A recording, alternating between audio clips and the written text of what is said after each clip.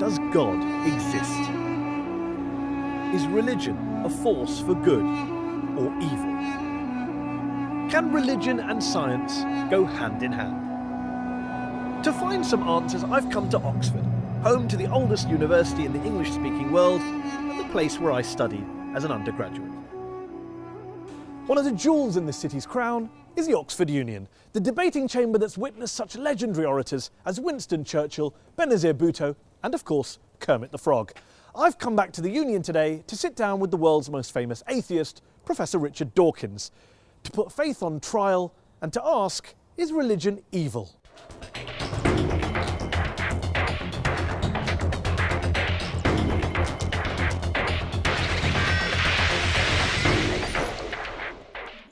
Muslims riot in protest against a truly awful film demonising Islam.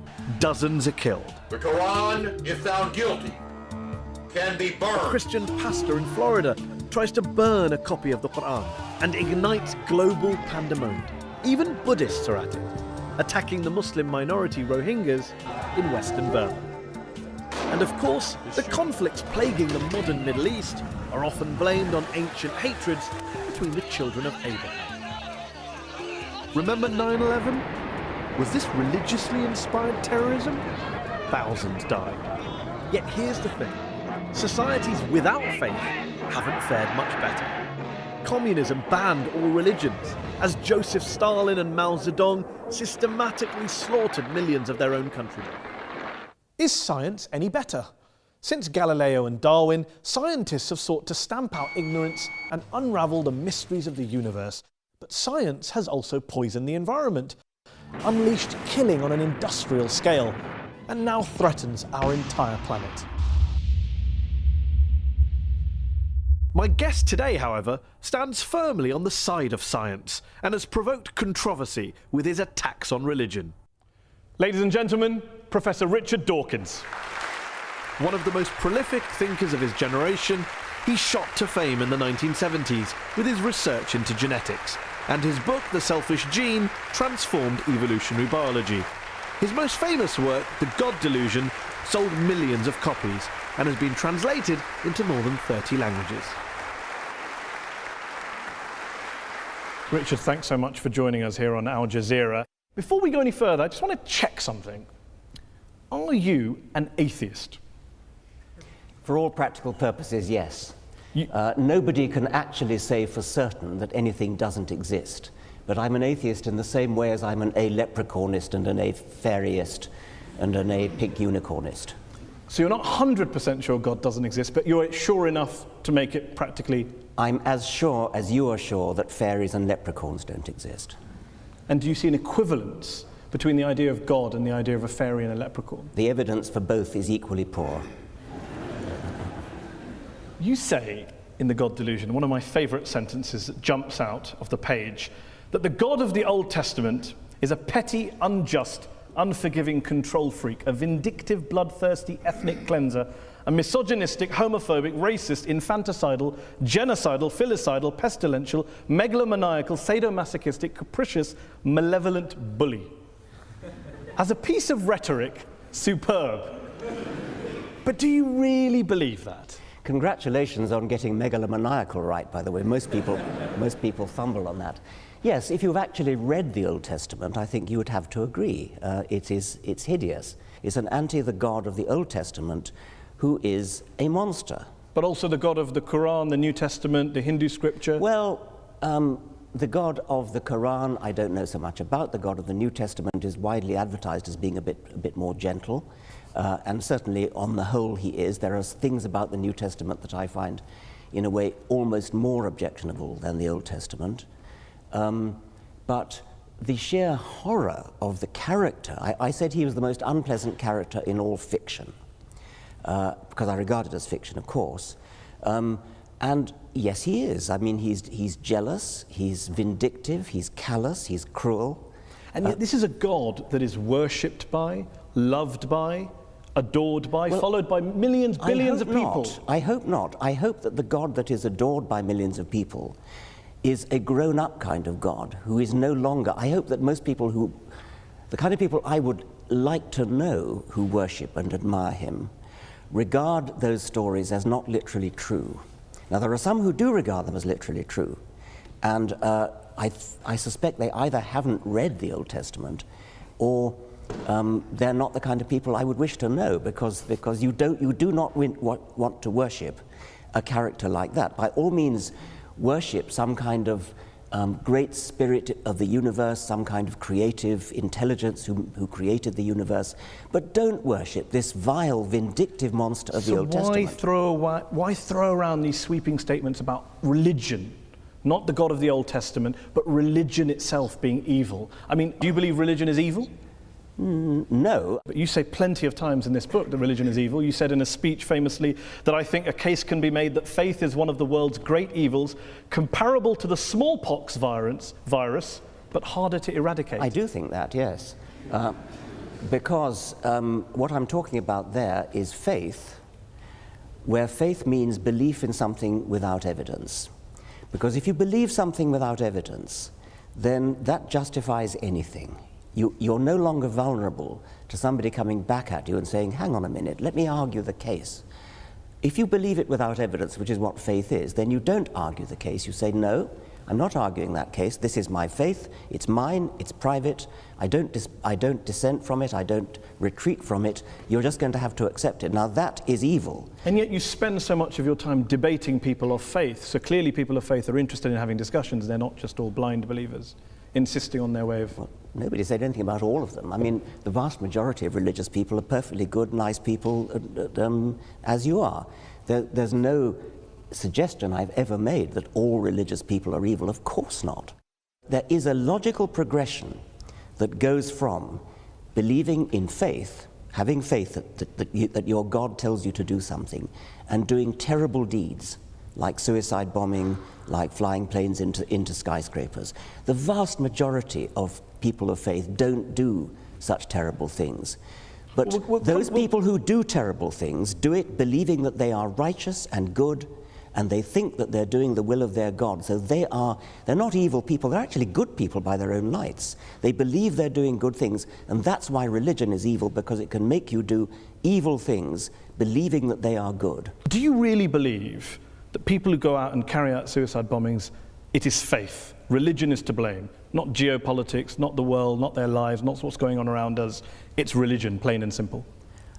Not always, it's not in the case of the Tamil Tigers, for example, but I think in a great majority of cases it is, and I think it certainly makes it a hell of a lot easier. The evidence is plain that in many Islamic suicide bombers, you talk to them, those who fail, you talk to them afterwards, they've got paradise on the brain. They're desperate to go to a martyr's heaven. And that's what they think about. Professor Robert Pape of the University of Chicago studied every known case of suicide terrorism, 315 cases. And he came to the conclusion that there's, quote, little connection between suicide terrorism and Islamic fundamentalism or any of the world's religions. The taproot of suicide terrorism, he says, is nationalism. It's about land, it's about power, it's about politics. It's not about faith. Faith is just a cover. What do you know that he doesn't know? Well, I've seen other evidence. There are different people say different things. I've seen plenty of testimonies of suicide bombers who have said precisely that they do it because they want a martyr's paradise. Do you include the 7/7 bombers in that case as well? Yes, I believe so. Have you watched their suicide videos? I'm not sure that I have, no. They talk about Afghanistan, they talk about Iraq, they talk about crusades, they talk about war between the West and the Muslim world, they talk about invading armies. I mean, there's a lot of real world stuff in there. I'm not saying, of course not, that faith doesn't play a role, but I'm just interested in this idea that you think faith is the issue. You said in a very famous column you wrote 4 days after 9/11 that this came from religion. There are enormously good reasons for people to take political action, and this we see in Northern Ireland, we see it in Afghanistan, we see it in Sri Lanka, where the Tamil Tigers operated. So yes, there are political reasons, but the promise of a martyr's heaven, which is, you cannot deny that this is part of Islamic doctrine. Martyrs go straight to paradise. Yes, but not terrorists, not murderers, not criminals. Well, they believe that because they're told it by their imams. But then what about the majority of the world's Muslim clerics and ulama who came out and condemned 9/11 straight Well, I'm afterwards? delighted they did, but they were pretty quiet about it. What about the argument that says human beings are prone to violence, they're prone to carrying out crimes against their fellow man? You can blame religion, you can blame politics, you can blame economics, lots of factors, lots of excuses. What I don't get is, why do you only focus on religion? For fairness, why don't you also isolate the other factors? There are lots of other factors, and I'm quite happy to say that, yes. There are lots of, I mean, if you look at the wars of history, some of them have been about religion, plenty of them have not been about religion. I never said religion is the sole cause of wars and violence. You may not have said that, but you would accept that the new atheists, people like Sam Harris, the late Christopher Hitchens, have blamed a lot of history's wars on God and religion, and you make a similar suggestion in The God Delusion. Yeah, I would blame a lot of history's wars, but the most terrible wars in history, the two major wars of the 20th century, are nothing to do with religion. You accept that point? Yeah, of course. And the Cold War and Vietnam? Yes, I would, of course, yes. So when you have a situation where some of the world's worst crimes were carried out not by believers, how then does that square with your idea that it's religion that causes good people to do bad things, it's religion that's driving violence, your original statement against religion at the start of this? Dogmatic belief in something like religion or something like Marxism or something like Nazism, these are all, or indeed patriotism, I mean, my country, right or wrong, these are all pernicious beliefs which can drive people to do terrible things. And in the Second World War, Hitlerism was driven by racism, by a sort of sub-Wagnerian pagan religion which Hitler revived. Stalin's atrocities were motivated by a dogmatic belief in Marxism. And atheism. Stalin happened to be an atheist, but he was never motivated The specifically. Soviet Union was not based on scientific rationalism, on the elimination of religion and God? Stalin persecuted the church. Stalin persecuted just about everybody. Are you saying that the Soviet Union, the leaders of the Soviet Union, were not driven by a hatred of religion and a belief that science and human progress and materialism was the way forward? They believed that materialism, science, human progress, those are kind of there was a Marxist slant on those words, and they were hideously misused. Mao Zedong, when he invaded Tibet, told the Dalai Lama that religion is poison. The subtext to the late Christopher Hitchens' book was religion poisons everything. Can you blame people of religion for saying, hold on, we've heard these ideas before, that religion poisons everything and it leads in one direction? It's an incidental fact that Mao Zedong and Stalin happened to be atheists. They Incidental, were not. it wasn't core to communism. I think it was not core to communism, no. So when Karl Marx was talking about religion being the opiate of the masses, that was just a throwaway line. Yeah, I mean, that was an out of context statement. I mean, what on earth do you think that's got to do with atheism? I don't know. Let me put a statement in context to you. Albania, one of the world's worst dictatorships, tyrannies that we've seen in the last 100 years. Article 37 of Albania's communist constitution declared, quote, "The state recognizes no religion and supports atheistic propaganda in order to implant a scientific, materialistic world outlook in people." What do you think you're saying? I mean, that's an appalling thing to say. Of course it is. Why is that an appalling thing to say? What do you disagree with in that statement? Why would I want to support atheistic propaganda? I support science and truth. But you don't support spreading atheism. I support spreading science and truth. If that happens to be atheism, I support it. I'm not going to start bullying people into being atheist. I'm not going to start trying to compel people to be atheists. That was what the Albanians were doing. It's nothing to do with what I want to do. Of course, but you'd like to persuade them not to be believers and become atheists. I'd like to raise consciousness in a gentle, civilized way, using argument, rational argument, from evidence. In your book, you cite lots of evidence for the bad things religion's done. What I wonder is, if you were being fair, wouldn't you have also included some of the good things that religion's done? My passion is for scientific truth. I don't much care about what's good and evil, actually. I care about what's true.